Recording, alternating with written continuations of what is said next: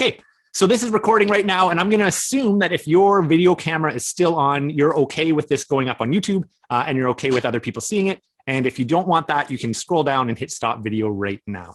Other logistical pieces. So I just mentioned next week is going to be our last kind of official Living with the Seasons in this kind of set.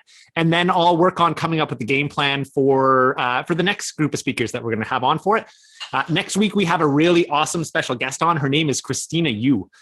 Christina is from down in Toronto. She's an absolutely fascinating person. Yeah, she's got a really neat story, being from an urban landscape and getting into survival and tracking and all these cool skills, martial arts, even though it wasn't part of her family upbringing. And she's actually going to be assisting me in teaching the Nature's Forgotten Language course that's coming up. Quite a few people in here actually have already enrolled for that course. We're super excited. And that actually starts next week as well. And what we're kind of doing for the very first session of the Nature's Forgotten Language series, we're actually leaving that open so folks can come in and kind of see how those calls are a little bit different than the ones we've been doing the past number of Mondays. So you're invited to join us next Monday. It's going to be an hour and a half, maybe even a little bit longer. And it's going to be a bit more of a deep dive into this concept, reading Nature's Forgotten Language, which is really about reading and interpreting the tracks and the signs of wildlife, expanding our natural awareness. Yeah, so I'll tell a little bit more about that later. But anyways, I hope that you join us next week for that call with Christina Yu coming in. Let me think. Is there anything else I want to mention? Oh yeah, Sherry Ann is on with us again. Some of you are getting to know her. Hopefully you're following her at Blue Jay Botanicals on Instagram. If you're not, and you use Instagram, you got to go to at Blue Jay Botanicals. Check out her feed. She's been doing awesome, like weekly live class, picking different plants and diving into the folklore, diving into the medicine, the food, fun stories, cultural pieces. It's been a really, really awesome series. So check out those live streams going on at Blue Jay Botanicals and everything plants at Blue Jay Botanicals. Sherry is helping us kind of work logistics behind the scene. So if you see, she just posted down there, but if you see Sherry Ann post a link or something, it's probably because it's something that myself or our guest tonight, Earl, just mentioned. So she's going to be kind of capturing the things that we reference and throwing them into the chat. So if you see a link in there from Sherry Ann, it might be one you want to follow or something that we just referenced. And last, is there a last? No, that's all my logistics. Great. So without, oh no, sorry, there's one more. I'd just like to go over the plan for the night as well. So we're going to kind of stick to the normal format that we've been working with. We're going to do a nice little opening just to kind of bring our minds and our hearts together and help us shake off the busyness and the dust of the day. And just kind of center ourselves in nature in this moment and in community in this moment. And I'm going to invite our guest tonight, Earl, to open us up for that. And then I'm going to chat with a little bit about her journey. She is also from the urban landscape, which is kind of neat. A lot of our speakers up to date, Caleb and Alexis and Starhawk, all come from more northern environments and more wilderness environments. Most of them were kind of brought up in the woods. Whereas Lee was brought up in Toronto and in an urban environment, but has developed an incredible naturalist skill set. She's an incredible birder, an incredible forager, an incredible wildlife tracker. And she developed all those skills in the urban landscape. So I think it's going to be kind of fun tonight to just explore what it looks like to develop these in that landscape and how it can enrich the urban landscape. So I'm going to be kind of asking Lee some questions a little bit about that. And Lee's also a mentor with the Pine Project and does a ton of stuff connecting youth to nature. So we're going to dive into that a little bit. Of course, we'll have our natural mysteries segment like we do every week, where myself and Lee will pose some fun mystery questions and we'll do our breakout group. And then we're going to close it out with, actually, that'll be the closing part. We're going to dive into some of Lee's favorite activities for learning to track and for mentoring youth in nature and the skill of tracking. So that's kind of our game plan for tonight, approximately an hour and a half for the call, as usual. So with that all said, I'm going to pass it over to you right now, Lee. I'll do another intro of Lee when she comes back on, but for right now, we're going to pass it over to her to get us started. Thank you so much. My name is Lee, and I'm really grateful to be here. And Chris and I chatted, and I was like, oh, I'd love to say a little bit about some things that make me feel good and grateful to be in my human body. And so, yeah, I just invite you to join me with that in whatever way that looks for you. So I'm really grateful to be a human being on planet Earth. I think about the unbelievable richness of the bedrock where I live, containing tiny, tiny organisms that are hundreds of millions of years old. And the way that the rock turns to sand and creates air spaces for things that I get to feel grateful for. Like, there are amazing things that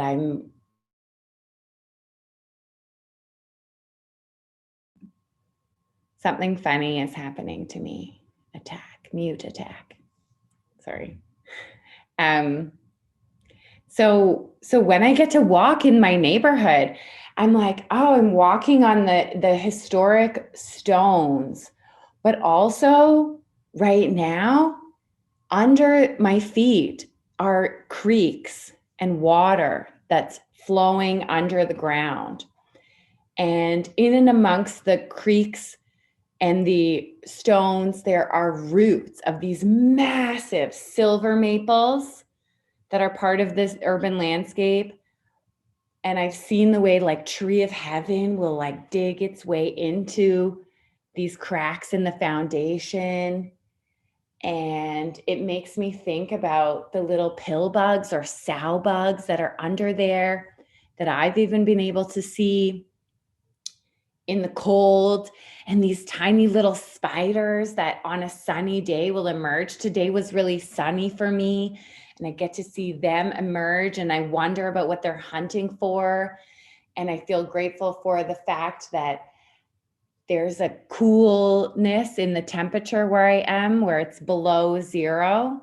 In Celsius, I don't know what it is in Fahrenheit, but it's below zero, and it's got like a crispness. Like when I walk, there's a sound in the snow, and the salt that also comes from the earth that has melted the snow in certain areas, but not in others. And I think about the way that as I was walking today on my lunch break, I was feeling the wind coming from a certain direction, and it was that cold wind. It just makes me feel the skin on my face in a way that don't always remember to feel my face. And the way that this wind has blown from somewhere I have no idea, but it just like comes to visit me and it keeps going through. And the creaking of, there are some dead limbs on some of the ash trees near me, and they make this certain sound when it's below zero. That's a different sound than when it's above zero. And hearing that sound, and off in the distance, there's always a woodpecker. Every time I go out, I don't know who he is, but there's always one downy woodpecker very enthusiastically pecking, and I can hear the sound in the distance. Some today actually got to see a black squirrel just eating some maple seeds and the sounds that they were making. And it made me think about when I took a deep breath, how I could feel the inside of my body because of that cold, which I can sometimes feel in the heat too. So maybe you're having that feeling with hot air near you, but the cold air coming into me, and that I also get to exhale it to a place where I don't know where does the wind go next after me. And I just thought about these things, like as I was touching a tree in my neighborhood, the texture of the bark, and how the bark is like often called like the skin of the tree, but it's so different than the way that my skin feels, which it feels very dry right now because I live inside of a building that has a lot of indoor heating to combat the cold weather. And I feel like little cracks, like you might see, but it doesn't matter. Keep your eyes closed, but I just right in between my hand, where my thumb and my fingers are, that's always like this little spot that I pay attention to in the winter, and I just don't pay attention to it in the other seasons because that's where it gets dry. And I thought, oh, I really wonder about all of the frozen amphibians and reptiles in my neighborhood, and did they get dry in this season? And And there's a fox in our neighborhood. So when I went out to the walk today, we were looking at this frozen fox scat, and there's like a gray hair in it. And I was like, oh, is this like squirrel hair, or is it a cottontail hair? And, is it possible that maybe the fox was just grooming itself and it's its own hair somehow in the scat? And it just made me think of the way that the fox is living a life dependent on the rabbits, and the rabbits are living their lives dependent on the trees and all the things I've seen them nibble on recently. The cottontails nibbling on a lot of different maples, Manitoba maple saplings, even where I am. When I think of those things, it makes me feel really grateful to be a human alive.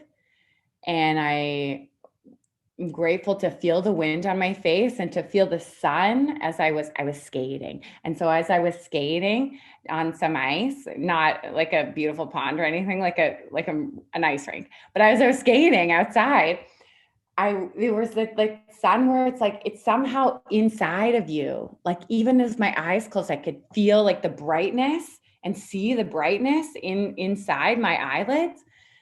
And the blue sky right now is so incredible. And it made me also just remember that 2 days ago, we saw red-tailed hawks soaring and diving from my apartment balcony, and what looked like hunting some pigeons. They're not the best at hunting pigeons, but I felt for them. This is the hard time of year to make it through in my area in the cold climate.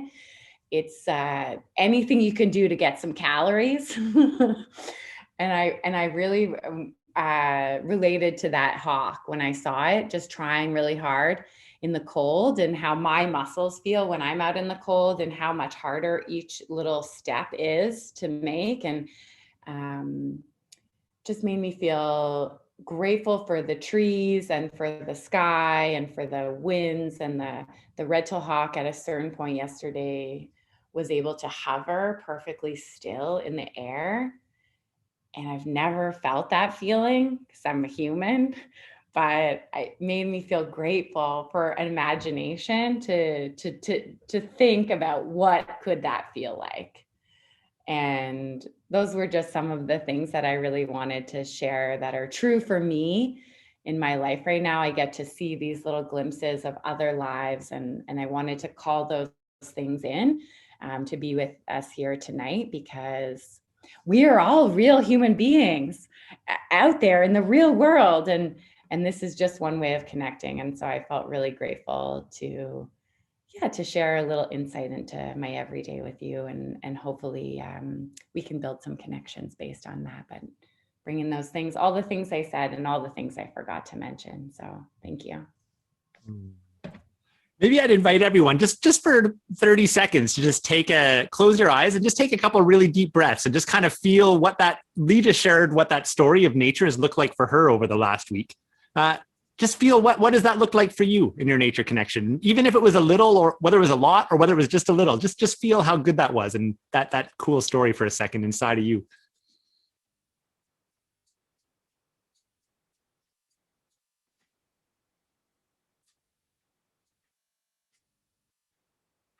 And I'll invite you to come back in.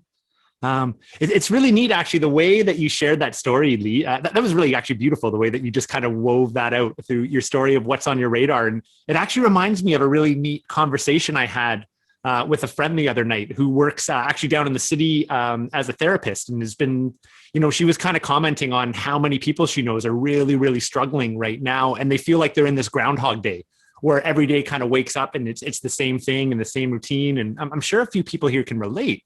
But something that she shared and we connected on is she's like, because of my relationship with the land, I don't actually feel like it's Groundhog Day. Like there's Groundhog Day to my routine and the things that I do. But she's like, every time I stick my head outside, like there's something different going on.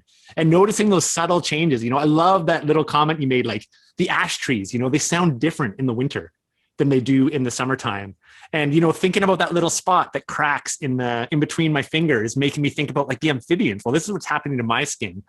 what's happening to amphibians and their skin right now, and just that sense of wonder and curiosity, and the fact that story of nature is changing every single day, even though this human world maybe feels like it's very repetitive and just repeating over and over again. And so she had basically shared that, just that relationship and that level of curiosity and awareness and paying attention made her feel like every day was a new day, full of new lessons and new gifts. And she's been having some real breakthroughs working with clients that are really struggling right now with their just keeping a good attitude on life and their mental health in this. And teaching them to be more aware of their surroundings and having some amazing stories come back to her where that's been really valuable. So I just appreciated that. And I just wanted to share that in case maybe that was helpful for anyone listening tonight, just to kind of to hear that and maybe think about how that could help you reframe the situation for yourself. Even if it's in the smallest of little ways, sometimes that's all we need is the tiniest little thing on a bad day or a bad year to just help us take that next step. So yeah, thanks, Lee. So Lee, Earl, and I have been, we've actually taught together for a really long time. So she's part of this really cool organization called the Pine Project. And if you haven't checked out the Pine Project yet, I really recommend taking a look. They run programs down out of Toronto for both youth as well as adults. And they're actually doing some, maybe Lee mentioned this later, but they're actually going to be doing some online kind of nature connection and even like bush skill and survival skill courses coming up. So yeah, I'll let Lee tell about that later, but check out the Pine Project. They're super rad. And my relationship with Lee is very much through the Pine Project, where we teach their wild deer, their outdoor education program for adults. And over the years, Lee and I have had many, many super nerdy, geeky conversations about plants and birds and tracks. And we're always asking each other fun questions and poking each other to try and pay a little bit more attention. What was that bird called? Did you hear that? What's this plant over here? What's this mean over here? So she's one of those good friends that's always kind of just living in the curiosity and in the moment. So it's been a real pleasure hanging out with her over the years. It's been a pleasure teaching with her over the years. And I know she's really gifted at working with youth.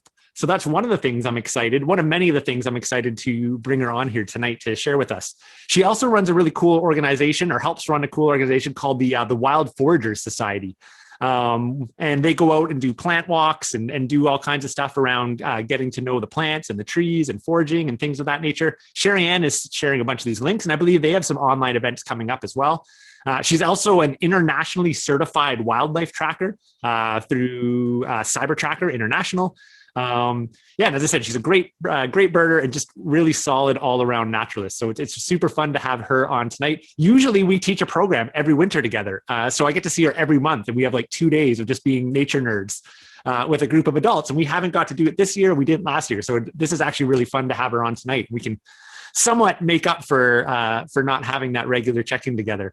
So I'll kind of leave it there for my introduction right now. And maybe I'll pass it over. I mean, first, feel free if you want to add anything to that, Lee. Maybe do you want to mention anything on that before I kind of ask you a couple of questions? Or are you good? No, I'm good. Yeah. Thanks. All right. Great. So maybe the first question that comes to mind to me is thinking about, so you were brought up in an urban environment. I'm not sure how into nature your family was, or whether you had a lot of mentors when you're young, but I'm curious what your pathway looked like. What really inspired you to learn about things like wildlife tracking and wild foraging? And what were the first kind of really pivotal things that actually set you off in a good direction on that pathway, learning those two things in an urban landscape? Awesome. Yeah, thank you. So like I said, my name's Lee, and Chris did a beautiful job of saying some very kind words about me. And Sherry Ann's promoting my some other ways you can get involved. Because truthfully, one thing I want to just acknowledge is that I've always lived in the city. So I live in Toronto, which is the largest city in Canada. And for a while, I lived in Montreal, which is also a very large urban center. And then I lived back in Toronto. And a lot of folks are like, you must have lived in the bush, or, whatever they think where I came from. But I'm like, no, I used to live at like Victoria Park in St. Clair, if that means anything to you. But the point is that some of my earliest experiences were just going on walks. It's true. My parents were very interested in us going outside. So I did have the family dynamic of go out and come back later. And sometimes that was just me and my brother in the backyard, and we're like, there's nothing to do. And they were like, just figure it out. And so we're like playing with like dirt, like earwigs, and like playing hide and seek, like just things that I don't know if you can relate to those things, but tracking our cat. Like sometimes our cat would escape and we'd be like, oh no. And then we like run over like backyard fences and like try and find the cat. He was a great cat, Pumpkin. Anyway, but also really thinking about that my parents cared to take us to places that perhaps aren't familiar in the urban landscape. So one thing that we did a lot was like my mom was working as a nurse and my dad was home with me and my brother, and he would take us to go pick up my mom, but he would take us a bit early.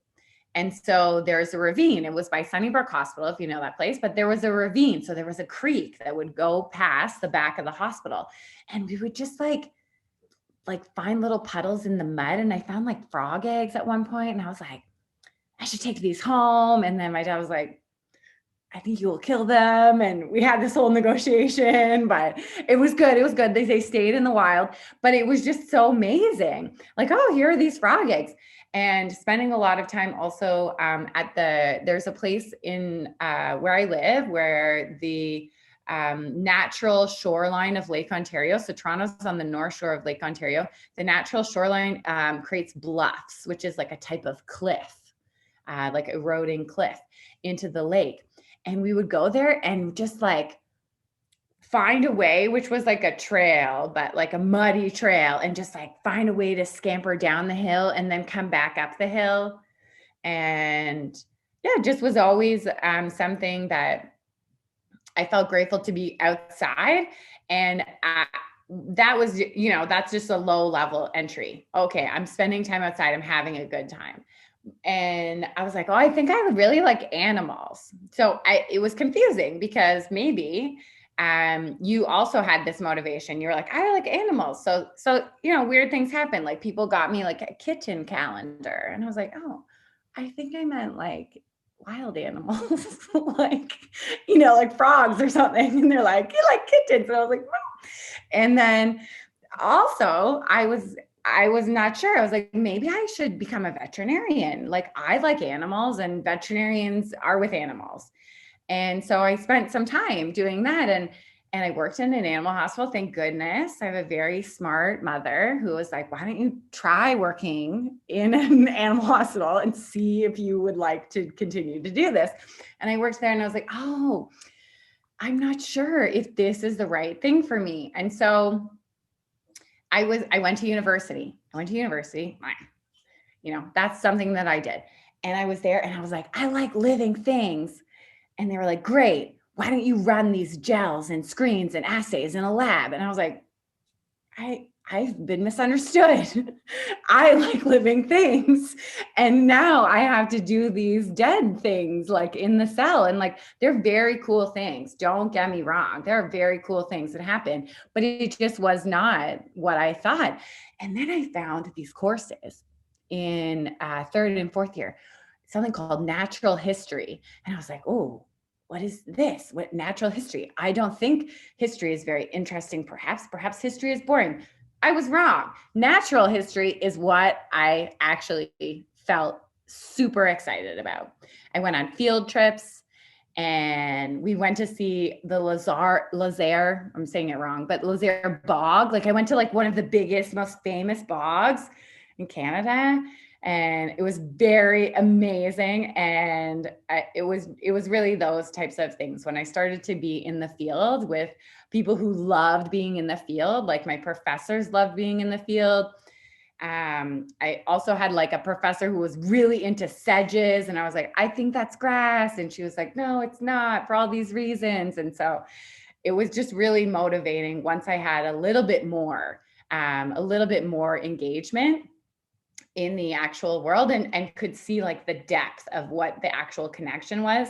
So yeah, so I've always like been around nature in a way, but I've also been really motivated by people who have like that fire in their eye, like the nice fire, the like, ooh, like they're glimmering because they have something that they feel passionate about. And those are the people that really make life light up for me. Yeah. You know, that makes me think. I'm going to pose a question to the group right now. And this is just something to kind of reflect on internally. And maybe you've done this before, but I always enjoy this as an activity. Because it's so neat. You know, Lee talks about that going to pick up her mom from work and her dad taking her a little bit early, and then just like taking them into that little valley that most people would probably never even think to go down in there. And I think about like how influential that likely was on her life and her being who she is today. And it's kind of neat, you know, because a lot of us like had some degree of nature, but I find most people that like really get into this and recognize the real value in it. You know, there was something in their childhood that planted a seed for them that then was allowed to sprout as an adult. You know, for myself, I had a grandma that was an artist. And even though I was actually brought up in the suburbs as well, and my grandma used to take me out and we'd go and paint wildflowers. And I think like, if I didn't paint wildflowers with my grandma, would I be the person I am today? Like, I actually don't know that I would. I might be like a computer programmer or something. And as subtle as it is, and I'm saying this, you know, because one of our themes for tonight is mentoring and how do we spread nature connection, whether it's with youth or other adults. And it can be really helpful for us to think about, you know, what was that early influence that really planted that seed for us? And if we can dial in on that, maybe that'll help us actually plant those seeds for other people, whether that's a family member that's going through a hard time mentally, and we know nature could help them, or whether it's a youth, maybe it's our own children, maybe it's a cousin, maybe it's a niece or a nephew, a grandchild. So I'm going to just ask everyone, just reflect for a moment there. Can you think back to one or two pivotal memories or routines or things in your childhood that might have planted the seed that led to you being on this call here tonight? Like, you might not be on this call or not interested in this topic if this didn't happen to you as a youth. And yeah, just sit with that for just a minute.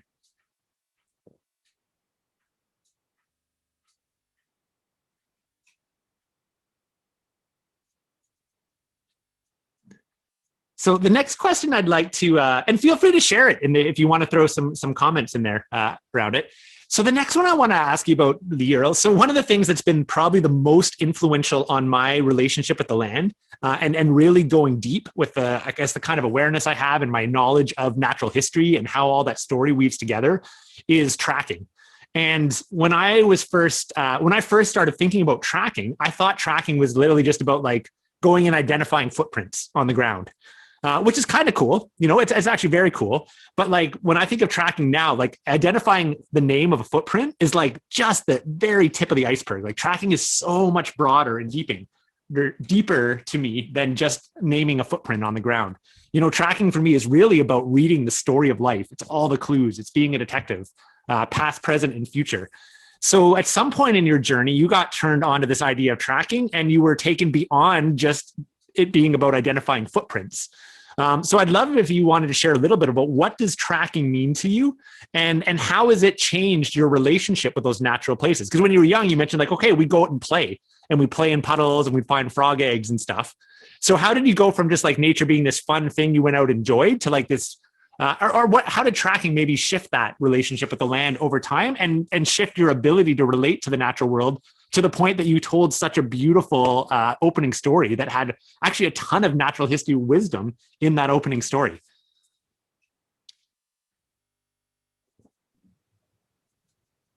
Cool. Yeah. So I did have an experience when I was in university that was like not motivating tracking. It wasn't anybody's fault. It was like a blizzard, which, if you know that when you're in a blizzard, it's actually really hard. The animals don't move around very much. And so they were like, here's a fox track. Let us measure it a lot. And I was like, oh okay. So it's like -15 or whatever. We're just like measuring like infinite fox tracks, and it was just always a red fox still. And I was like, I don't know. I'm not sure if this is something I care about. And yeah, I continued on. Luckily for me, really, really lucky that a friend of mine actually, at the time, she was like, why don't you apply to this position in Algonquin Park? And I was like, yeah, cool. I love nature. And then they were like, you're not qualified to be a naturalist. I was like, oh, I'm so sorry. I'm not. They're like, you couldn't sell people postcards and live with these naturalists. I was like, sure, no problem. So I had a job, which was at the visitor center, which is awesome. But all that to say that I got to spend time with people who were like really into tracking. Like they were like, do you want to come with me? I'm gonna go like touch like 100 bear tracks. And I was like, I'm not sure. Yes, definitely. I do want to do that. So we're just like crawling in the mud, like on a road, like old Opiongo Lake Road, whatever, and doing this kind of thing. And I was like, this is so interesting. I love this. And then we got to see like some moose walk through our yard where I was living. And I was like, this is incredible. And we were like measuring the moose tracks. And I was like, I guess like some people are just kind of weird like this. Like, this is incredible. I didn't know that tracking was a thing. And so I had an amazing time. And it wasn't until I left that experience of living with these naturalists that I was like, I would like to do more of this. I really want to understand this more. And I started taking classes as an adult at different outdoor schools, which like they're all really great. All my experiences at outdoor schools have been positive. And so then I met somebody who was like, tracking is following the movement of energy across the landscape. And the person who I remember saying it is Dan Gardoki. So specifically that human said those words to me. Whether somebody said that to him, I can't confirm or deny, but it's important to me that people know that nothing comes from nowhere. Like, it's not like, oh, this one person knows all the secrets. No, that's not true. We are all just trying and we're making connections with each other, which is so amazing and motivating. And so he's like, tracking is the movement of energy across the landscape. I was like, oh. And then we went and we like did this little thing where it was like, look at this funny line. Like, if you can imagine, it was like a blank sheet of snow practically. And there's this long, thin line, depression in the snow. And it was like an inch and a half wide, maybe. And you look around and he's like, what made this track? Like, so I knew it wasn't a snake. And so a lot of people truthfully do say snake when you see this kind of thing. So I knew it wasn't a snake. That was just because of my background.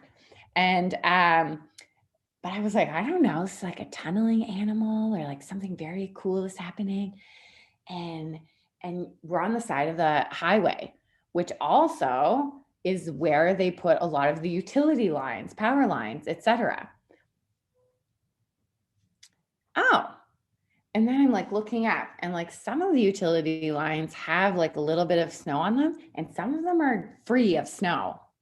It had snowed like the day before, the night before, I think. And I was like, oh, I see. So what had happened was that it had snowed, which is, tracking in its own way of like there's frozen water falling from the sky. How did that happen? That's a big question. But anyway, so it snowed and then the wind blew and the snow that had piled up on the power line fell off and made this perfect trough in the snow. And I was like, this is amazing. He was like, this is tracking. I was like, yeah, this is actually a never ending story. Like, I can just look into this book and like try and understand what's happening and pull parts apart, but there will never be an end. And that's the kind of thing that makes me excited. It's like, I don't want to come to an end. Like, a lot of biology, spoiler, is like, just say the thing that's written in the textbook, just say it back to the professor or whatever. And that's not really my thing. So when I was like, oh, this is like a never ending, like I can never know it all. And then I can think like, well, like who put the power line there? And like, where's the power line going to? And like, is that hydropower? Like, is it from an electric dam? Like, and if so, like, what's the impact on the fish that were native to the lake that got dammed. Like, it's just one of those things that made me feel really excited. And so whenever I feel really excited, it's like a good situation. I'm like, yes, I can do this more, because with excitement for me comes energy. And then I become the energetic person who's like, I'm ready. I'm ready to like follow these little connections. I'm ready to like put together these little pieces as much as I can. I definitely 100% make so many mistakes all the time. And that's okay, because the end goal for me is not about being right, which I think is also really important about tracking. And I've learned that over and over again. And I just want to do a little shout out to the Cyber Tracker, which, has a long history, and I won't go into it all right now, but just to say that, like, I went to a Cyber Tracker track and sign evaluation. Ooh, that's a lot of words. But basically I went to a field test. How good is your tracking?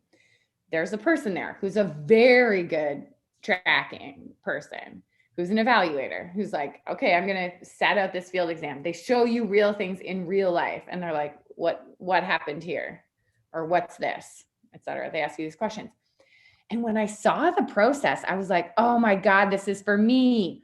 Because he was like, okay, this is what so you look at the thing. You look at the little mark in the snow and you're like, okay, I think it's this. I think it's a snow plop, like a snowball fell from a tree.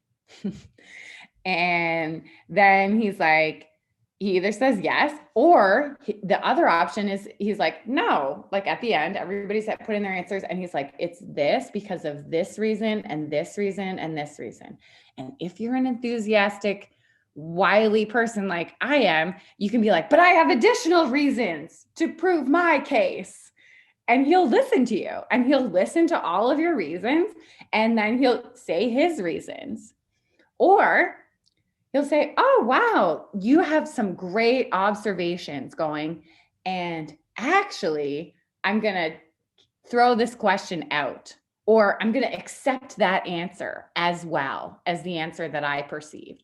Or like, there's a whole spectrum of options there. But what I wanted to say about this is, like, to me, this has been the motivation, because it's like almost the coolest science that there could be, is like real people on the ground looking at things and trying to piece it together and being open to changing it completely. If new information comes along, if there's new evidence, then I'm open to it being different, because as humans, we can only see so much and we only know so much. And that's what's really motivating about tracking, is just like this endless ability to sort of change and learn and glean and continue working together with each other and holding each other accountable. Yeah.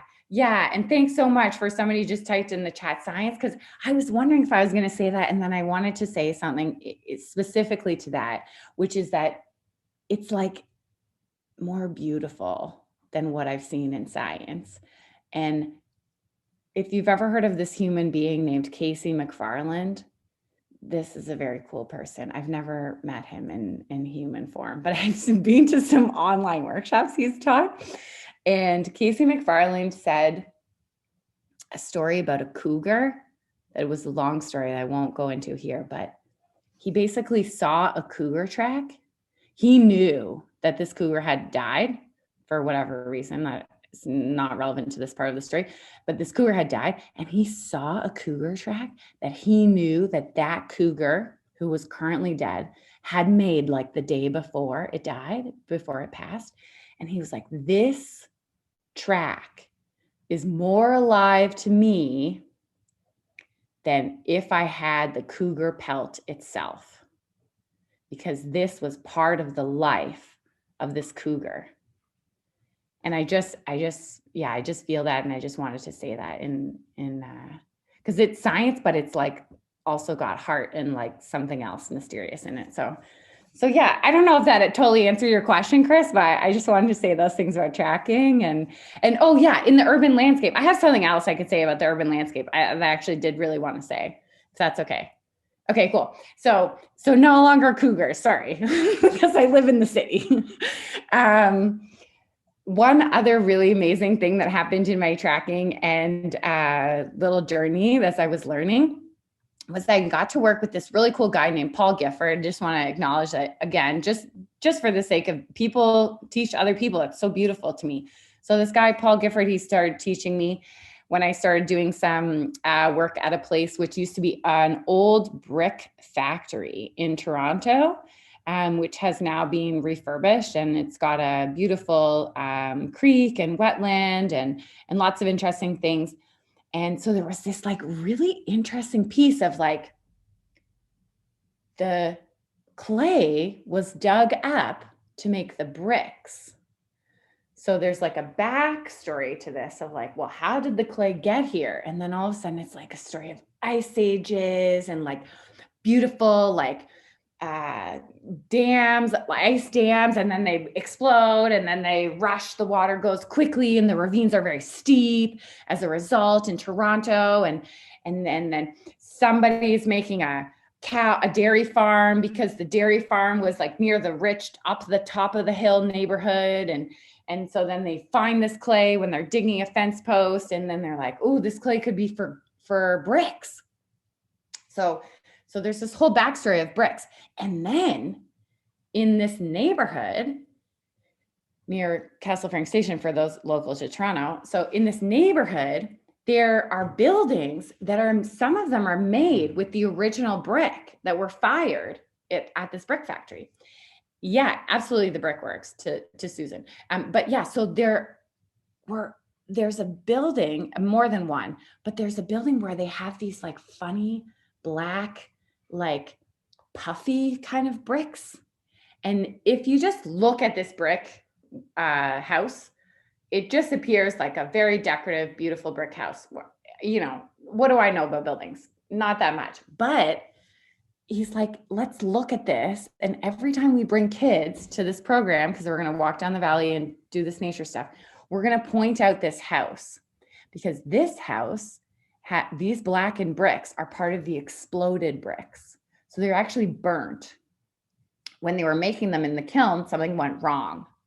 So you could buy them for cheap compared to the price of the good bricks.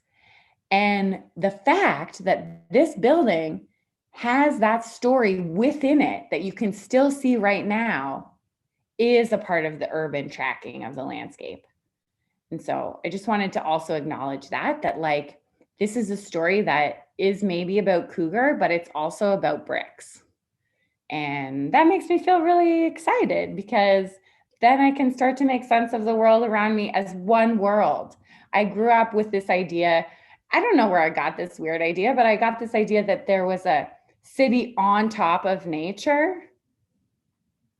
Okay, so I don't think that anymore. And I obviously think whatever makes sense to you, but now I'm like, oh, the nature is still here. Like the willow trees are still tapping down into the creeks and then like rocking the foundations of some houses, depending your neighborhood.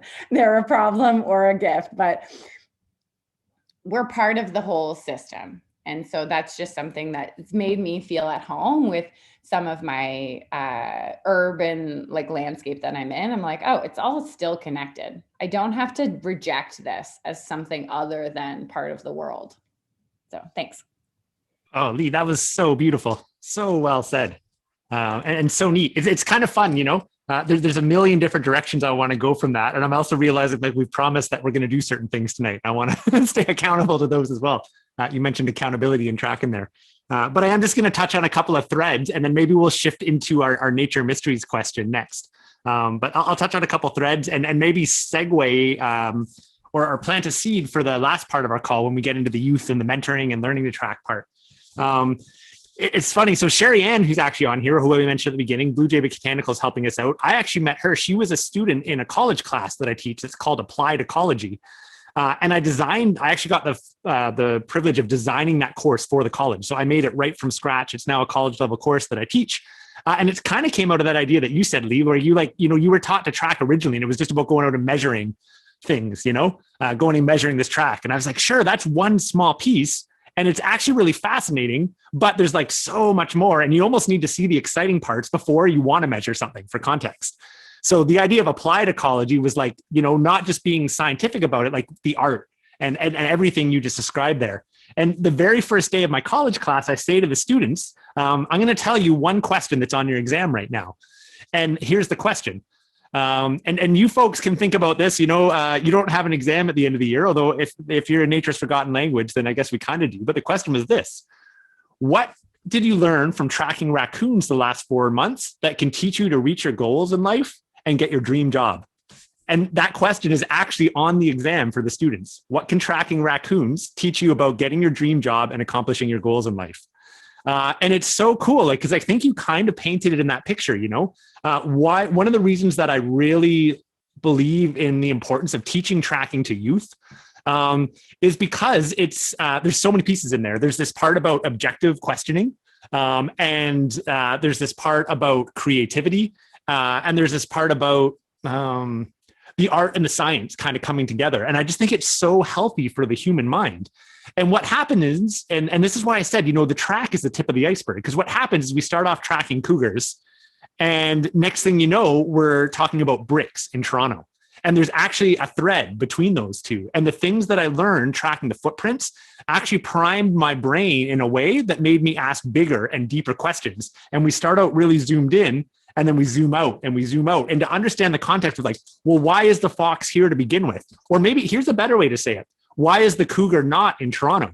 Well, that's related to that red soil that's now made bricks, right? There's a connection between those two pieces, a lineage and a thread there. And that's what tracking is to me. It's actually piecing that whole story together. And that's why I believe it's so important to expose our youth to this kind of thinking. So that was really beautiful. The other one I want to, and we'll come back to that, because the last part of our call, Lee's going to share some of her top activities for learning to track, as well as activities that you can do with youth if you want to introduce youth into tracking and naturalist skills.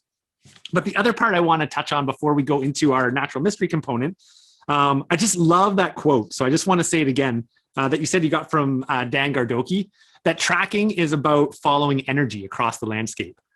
That's so beautiful. And it made me think, for those of you that were on 2 weeks ago when we had Alexis Burnett, remember he made that quote or shared a quote with us from the Kalahari Bushman, from that great movie, The Great Dance. And if you haven't checked that out yet, you got to go look up The Great Dance, the movie. You can watch it for free on YouTube, I think. And I think Culture Unplugged, there's a few places. And he said it, tracking is like dancing.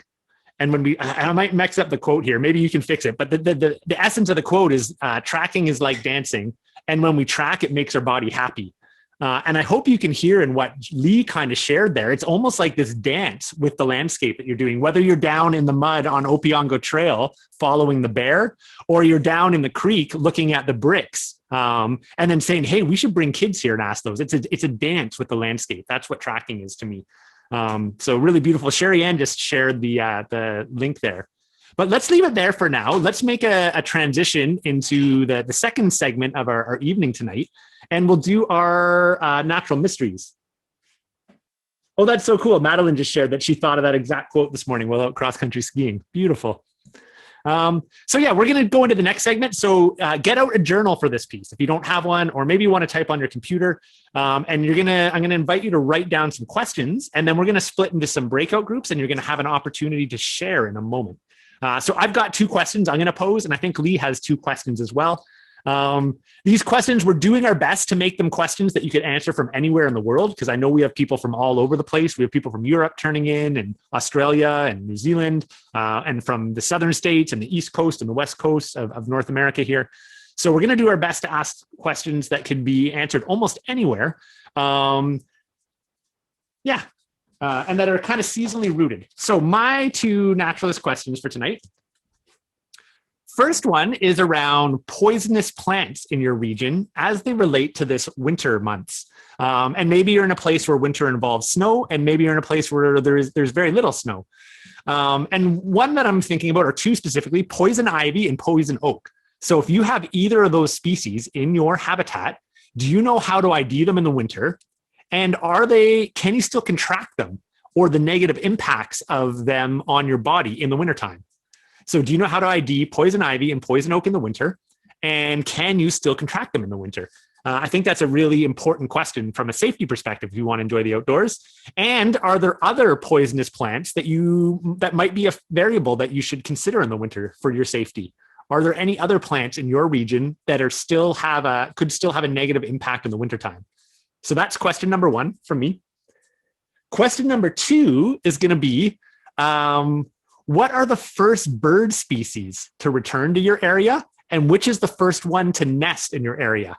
And the first one to nest may or may not be returning. Maybe it's one that stays all winter, or maybe it's one that comes back. So what's the first bird species to return to your area? And what's the first one to nest? So that might have actually been 4 questions that I tried to hide in 2 there, but I'll pass this over to Lee. Yeah, awesome. Yeah, Nikki typed the chat in the questions in the chat. Nice. So, yeah, check out what Nikki just shared there. Thanks, Nikki. Appreciate that. Nikki also used to work for the Pine Project and now works for an awesome organization called EarthPath over in Ottawa. So, but yeah, thanks, Nikki. Lee, over to you. 2 questions. Thank you. Okay, so number 1, what tree buds will burst next, if any? Like maybe you already have some burst, so I'm just acknowledging you. What tree buds will burst next, and will they make flowers or leaves? Ooh, will they make flowers or leaves? Ooh, that's a good one. Thanks. Okay, other question is, I just want to ask it because it's related. I had another one, but the one that's related to Chris's is, what birds will leave your area in spring or shortly? Spring if you're in the Northern Hemisphere. And how will you notice their absence? So what birds are here in the winter that are not here that then leave in the spring? Cool. That's a great question. Right. And how will you notice the absence of something rather than the presence of something? I have a big question about this in general. Ooh, that's super fun.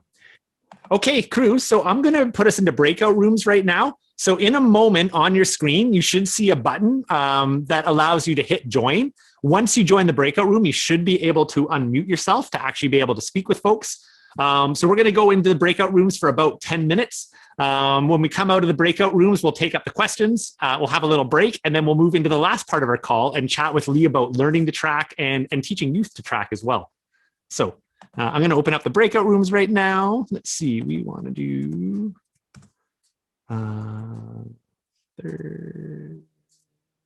let's see.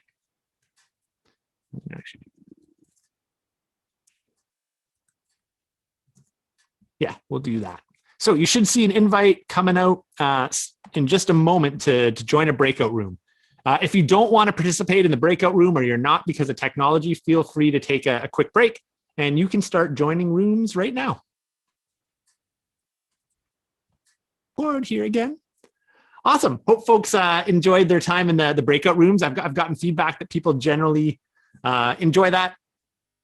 Oh no, I'm so sorry about that, Karen. I guess Karen had nobody in her room. I was skimming through them and trying to make sure nobody got stuck like that. And I was moving some people around. I'm sorry I missed you there, Karen. It's a lot of people to manage. So my apologies about that. Anyways, welcome back, everybody. So we're going to do, I'm going to do some announcements right now, which I usually do at the midway point about just kind of upcoming opportunities. And then we're going to take a short break. And then after that, we're going to come back, take up the answers to the questions with Lee, and we'll kind of wrap up with Lee sharing a little bit on tips for tracking and mentoring youth in naturalist connection and tracking. Oh, so glad everyone enjoyed the breakout rooms. That's wonderful. So a couple announcements, upcoming opportunities, things to put on your radar. One of them I'm just going to share. This is a little pitch for my wife's amazing business. I mentioned this one last week, but I'm going to mention it again. She runs Wild Muskoka Botanicals, and she goes and ethically forages wild-crafted herbs from the landscape. Every product that she makes has something foraged from the wild in it. And one of the staples that we take is elderberry syrup in the wintertime. And especially with some of the lockdown restrictions opening up, cold and flu season coming to an end, elderberry is like one of the staples that we take all winter long. There's all kinds of research around it. So I basically take a little shot glass every single day, full of antioxidants, full of great stuff. So if you go to wildmuskoka.com and enter LWS10, Living with the Seasons, LWS10, you can get 10% off anything from her wild store. So that's the one opportunity I want to mention. The other one I want to mention is coming up. I think a lot of you folks know already, but I've got 2 courses. One of them starting next week. We're taking a new cohort of students for the Reading Nature's Forgotten Language course. And it's basically going to be a deep dive into kind of everything Lee and I have been talking for tonight. So I would hope that some of you might be interested in joining us for the Nature's Forgotten Language course. So www.naturesforgottenlanguage.com. You can go, you can watch the trailer. There's some free videos. Lee is actually a guest instructor in some of the pre-recorded materials in that course.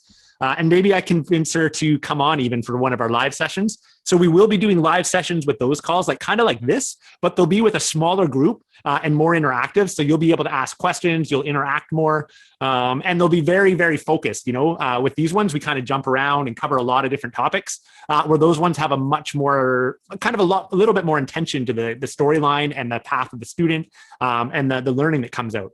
So it's a super fun experience. If you're looking for community, if you're looking for mentors, if you really want to push your knowledge of the land and your relationship with the land this year, then I invite you to come and join us with Reading Nature's Forgotten Language.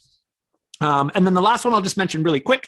I have another course. We're in pretty crazy times. I don't think I even need to explain what that means. And I have another course called Survive the Storms that's also online, that's all around emergency and disaster preparedness. So how do you keep your family safe when the unexpected happens and when you don't even know what the unexpected might be? And ironically, I had a bunch of people, well over 100 people took it before the pandemic. And when things first came on, the number of emails I had people coming in being like, oh my goodness, I feel so much better prepared for this situation and not scrambling last minute like so many are because I took this course. So that's Survive the Storms. If you go to survivethestorms.com, and that same coupon code TRACKS will get you 20% off Survive the Storms. And if by chance you want to join on both of them, register for Nature's Forgotten Language first, because then you get a coupon for 50% off Survive the Storms. So that's what I would like to share is opportunities. And that's basically how I get paid to do these calls for free, is I take an opportunity to plug some of those paid courses and opportunities to go deeper. So thanks for hearing me out there. I know a ton of you are already signed up. Hopefully a few more will join. Lee, do you want to just mention a couple of things you have going on, and then we'll take up our answers? Yeah, thanks. Yeah, thanks. Those look so good. Oh my gosh, so many people I know are also part of the Nature's Forgotten Language. Some of the people on this call, they were amazing guest instructors. So just grateful for that course existing. I work at the Pine Project, and we do programs in person in real life with real humans and real trees, etc. But this year, we are also running a skills night program, which often happens in person. We're going to be running that online. So just wanted to plug that the Pine Project, if you follow them on social media, you'll be in the know. The next one's on trees, winter trees, the end of February. And yeah, and just also the Wild Forager Society. Shout out to Sammy and Rebecca who run it with me. They're both on this call, but also to say that we're trying to bring people and plants together still while we're online. So, adapting to the changing times. So you please join us if you feel interested, or reach out if you're just curious. Yeah, thanks. Great, Lee. Thanks. You know what I think? Somebody had suggested, can we just skip the break? And I'm looking at the time, and the goal was to kind of wrap up in 20 minutes.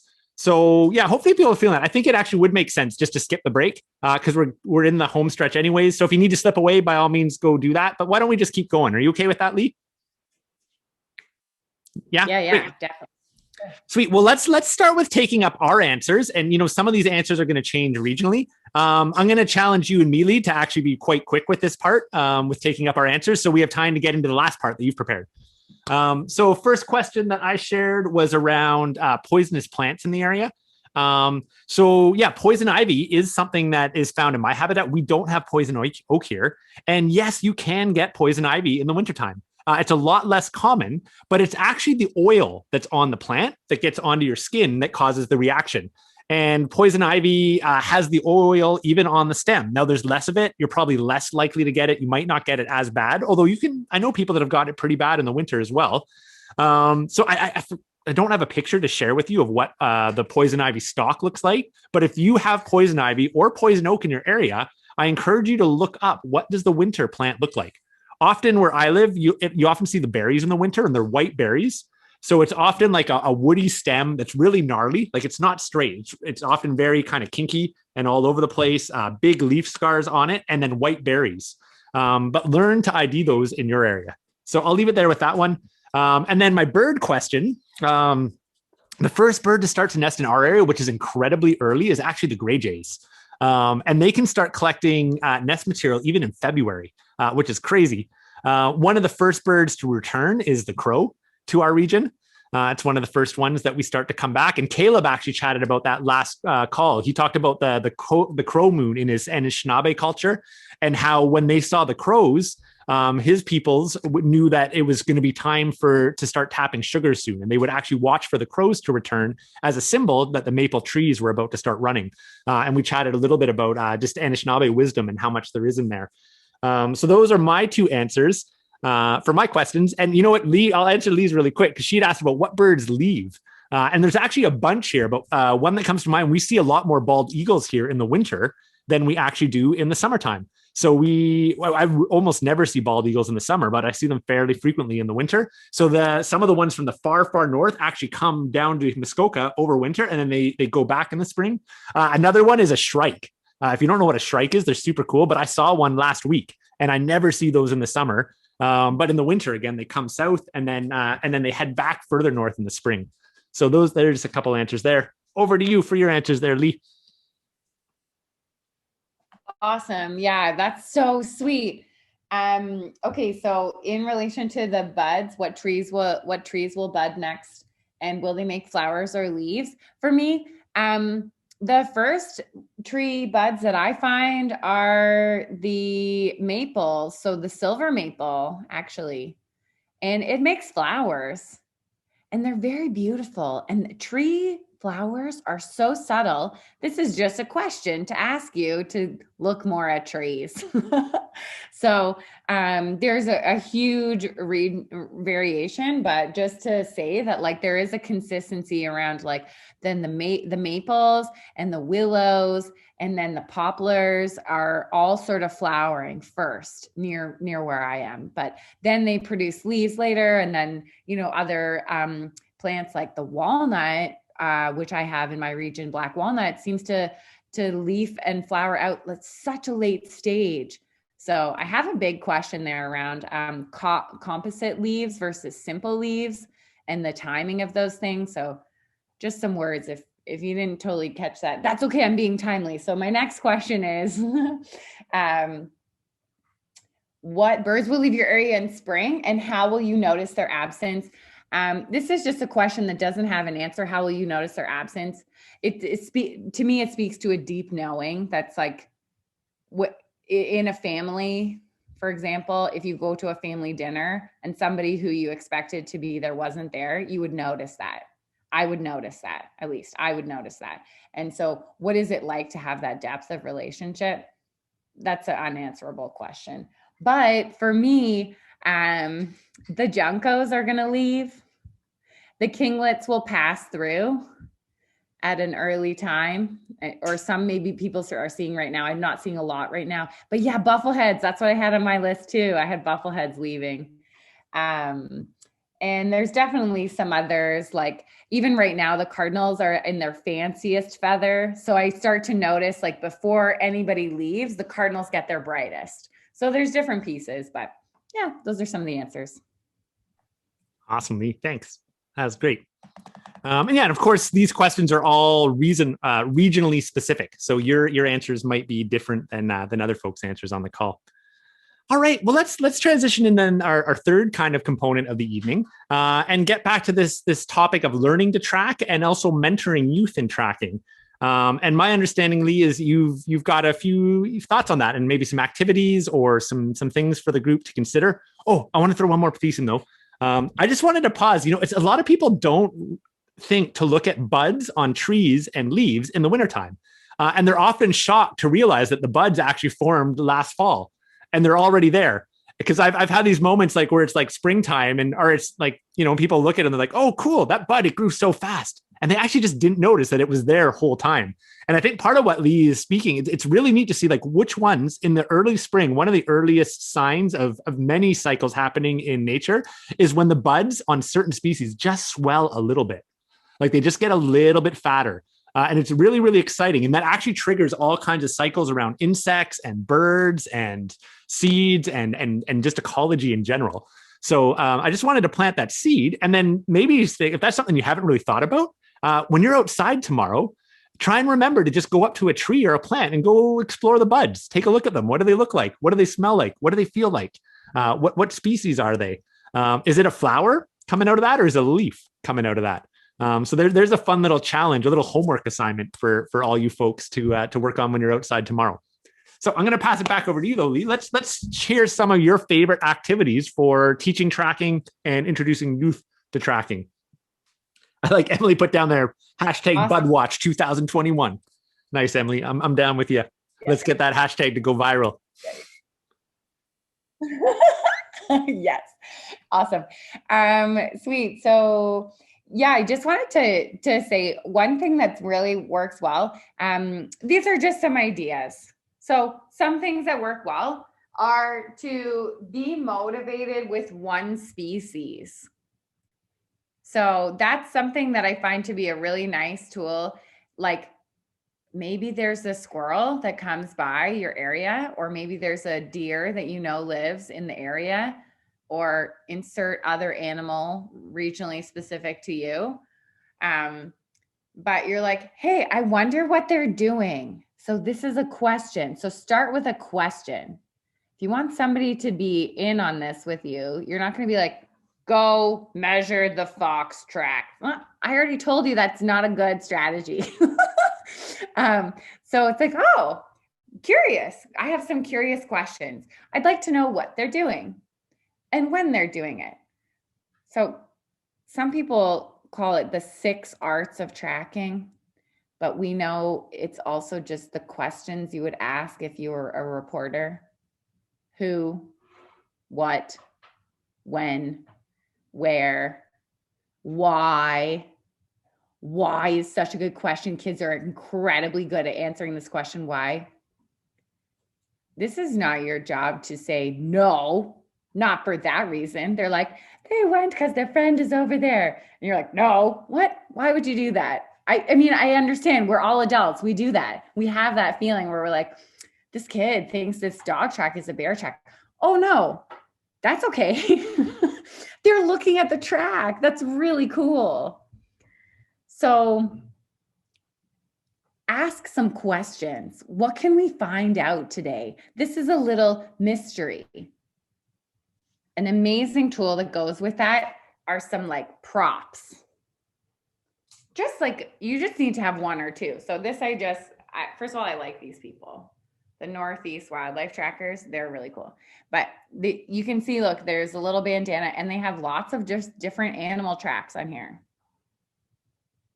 This is a functional bandana, but it's also something you can bring and be like, can we find one of these? And once we find one of these, can we find another one on the edge of this bandana? Can we ask the questions, who, what, why, when, where, about the tracks we find? Yeah. Can I just jump in there for a second, Lee? Scavenger hunts I found work so good with kids and tracking. If you have a couple, like even just like 4 patterns that are likely to be out in the landscape, and then you like show them the 4. Because if you're just like, I found if you go and ask kids, like, hey, do you want to go track? They're usually like, no, I don't, but if you're like, hey, I've got these 4 patterns, let's have a challenge and see who can find these 4 patterns on the landscape.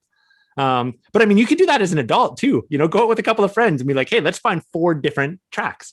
So I just want to throw that into the scavenger hunt. And then like layer 2 of the scavenger hunt is like, cool, now we found them, which like was what got them excited because it was like a challenge as opposed to like, we're going tracking, which like, who cares? I don't want to track. I'm a kid. We're playing a game. We're going to go on a scavenger hunt. But now that we found them, then we can actually ask some questions that kind of take them a little bit deeper and allow that learning to go. Back to you. Just wanted to throw a little piece in there. No, it's great. He's just like, even from a distance looking into my notes. Anyway, I had scavenger hunts, but we established scavenger hunts are great. Another one that I just want to acknowledge is fun, is like connecting, like eating and pooping. Perhaps you are not ready for this, so choose your own adventure. But animal scat is amazing. There are hazards with animal scat, of course, but just this concept of like, okay, well, what are they eating? And then where did they poop? This is part of being an animal. Like humans are animals. And so you can just kind of do this as part of the scavenger hunt. And one thing I want to say about these questions is that being open to being improvisational is a way that adults talk about it, but just being fun and silly. So, okay, this is an explanation for why the squirrels were eating the seeds. They wanted to eat seeds. Or they were like unwrapping tiny presents and they were hiding them down in the ground as secret little gifts for when the snakes arrive. That's not what's actually happening, but it doesn't matter. This is very cool because then could you find maple seeds in a hole in the ground? I don't know, but there's something to go with. So whenever you're at a sort of a dead end, you can kind of feel that feeling of like, oh, I'm about to just impose like a boring rule. Oh no, wait, is there a different way I could approach this? Like, is there something else I could ask that's actually interesting to me and is kind of fun? So asking questions and being silly, like in a good, positive way. I just want to underline that that's the fun, making sure that you're having fun. And treasures. So treasures should not be understated. What we put value on and bring our attention to, it speaks louder than words, I find. So if you're like, oh my God, this is the most incredible otter trail running across perfect silt in the menacing swamp, and I will cast this track and have it forever. Fantastic. That's what this is. It's really like, and it's a moment in time, but it's also a texture and an object I can hold and I can keep with me. So being open to, if you're going to take a little prop, like a little bandana, being like, you could bring one treasure home.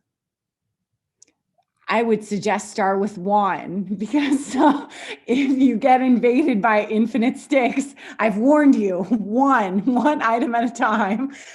But by being able to bring that item in and then ask additional questions, exactly, nature museum is what many people call it, and ask additional questions, you can start to see that, oh, wow, this has meaning. There's something here. And when you're like, okay, this is too many, great. Let's take some things back. What another good reason to go back to the outdoor neighborhood park, the ravine, whatever it is, bring the things back and think, where's the special spot I could put it? Is there a little art installation I could make around it? I could pile some leaves and then leave the stick like this and it looks like a flower, very beautiful. Okay. Another thing that I want to suggest is that tracking is very motivating if you can follow a trail. If you ever have the opportunity to follow a trail to the animal, please try. Raccoons are great to try and follow to the trail because sometimes you can actually see them sleeping in the trees. So cute. And get a different relationship with raccoons if maybe you're like, oh, they're so annoying. Sometimes they're really cute. Or a deer, like any of the big ungulates, you can try and follow because you can really make ground on a trail and try and follow it in an outdoor space that's continuous. If you don't have these things, no problem. So another thing that's really great to do is have the kids have the power of like, okay, pick some of these tracks and make a story in the snow or in the sand or in the mud. And I will look away while you create your story. And then I will come and I will try and interpret it. I will try and know what you were showing me. Try and trick me. There are lots of animal tracks in the snow right now. Try and trick me. Maybe I'll just think your track is a real track. This is a good way to get in because then the kids are like, ha, ha, ha. And I swear, depending on the age of the kids, but like so many kids just put their fist and then 3 toes. And I'm like, what the, this is a cartoon animal came here. But it doesn't matter because then you can tell the story. And so maybe they didn't like it when you were questioning them. There was too much of a power thing, but then you can just explain the story of what you think happened. They showed you in the snow, they imitated the tracks, and now you're trying to interpret it. And if you get a chance, I also just want to acknowledge that hide and seek is incredibly fun. And if you can do it in a landscape that's safe, making a boundary that people understand, but also where it's like maybe like fresh snow, or it's like really fun to play. Like if you have duney beaches or something, which we sometimes do, some areas of Toronto are like that. And they have to hide. And you have to like interpret their tracks to find them. And then you hide and they find you. This is the beginnings of like a much more complex tracking skill set. So I just wanted to acknowledge those things of like, yeah, have a motivating question that you want to answer, go on a scavenger hunt, take some treasures home, and then have the kids sort of trick you in kind ways, and have fun. It's important to have fun. If you're not having fun, do something different. That's also fun outside, but it's not about whether or not that's actually a bear track. Yeah. When working with youth, I think so much about for me is like recognizing the value of what this does for the human mind. If we can teach kids how to learn and how to be creative, like I know they can figure stuff out regardless of what I teach them. And that's what I think is so important. If you make tracking boring and scientific right off the bat, and then kids don't like it, then like the learning stops. And I would rather them actually have a ridiculous story about how the dog is a bear, blah, blah, blah, because they're excited about tracking and they're going to keep doing it. And eventually they'll actually know that that's not a bear, it's a dog. They'll get there. But allowing them to actually just, run on that is what got them to be motivated and actually want to come back and do it again. So I just kind of wanted to highlight on that point, Lee, there is a skill set, with adults. The other thought that I had there, Lee, what was it? Oh, the very first one he said about getting to know an animal. I wanted to throw one in here for adults as well. A lot of people kind of think, okay, well, I live in this urban landscape and, really there's only squirrels and rabbits around and I don't see much else. Maybe I need to go out of the city, so we can track moose and cougars and wolves and all these things. But those animals that live in your backyard, that live downtown, that live in the Humber Valley, if you're in Toronto or whatever city you're in that little ravine behind the hospital or that tiny little patch, like how well do you actually know those animals? Like really? They live out there 365 days a year. It doesn't matter what the weather is. Their food sources are actually changing every single season. Their behavior changes every time the weather changes. Their behavior changes with the mating season. Like, how well do you really know a red squirrel? How well do you really know a gray squirrel? How well do you really know a rat or a raccoon for that matter, even? And it's one thing to like, maybe watch a biography on it, and watch a video or read a little bit about a raccoon. And I can say, oh, well, it has this many litters and its track is this big. And like, but do you know it like, like a person, like a good friend of yours? Because we can get to know individual animals. So my challenge, if you think that there's a barrier because you're in the city, I just challenge you to say, well, how well do you really know the raccoons? Like, where are they when the weather's doing this? Where are they when the weather's doing this? Where do they sleep? Where do they eat? What do they eat that's not garbage? Where do they hide? What feeds on them? When the coyote comes around, where does the raccoon go? Those are fun questions. So don't be discouraged by that. And Lee, we're getting all these requests. I think we need to close out. It's 8:30 here. Are you doing the scat rap or not? What's going on with that? Oh my God. I don't even know what this is, but I'm just seeing like you've obviously got some fans in the crowd tonight. I'll just say the one part of it, and I'm not like, if I'm infringing on copyright, I'm sorry, but it goes like, it starts with an S and it ends with a T. It comes out of you and it comes out of me. I know what you're thinking. You can call it that, but be scientific and call it scat. I don't know if we could have a better closing to the call than that moment right there to wrap us all up. So yeah, just last announcements here, everyone. Thanks so much for coming and joining. So please come and join us. Next week is open to you. It is actually the first live session for our Nature's Forgotten Language course. So the format's going to be a little bit different, but you're invited to join us for the first one, whether you join us in the rest of the course or not. Watch your email for an announcement about upcoming speakers and what the new schedule is going to look like. I'll try and send out an email shortly with the links to like the Wild Forager Society and some of the stuff Lee mentioned tonight. Remember the movie The Great Dance? If you didn't put that in your note, so worth watching The Great Dance. Like it's a very, very powerful movie. LWS 10 gets you 10% off the Wild Muskoka store, and Tracks gets you 20% off of Nature's Forgotten Language. And yeah, we'll see hopefully a bunch of you next Monday. Thanks so much, everyone. Thank you, Lee. It's been such a pleasure hanging out with you. This was a lot of fun. Thank you so much, everyone. Thank you. All right. Good night, everybody.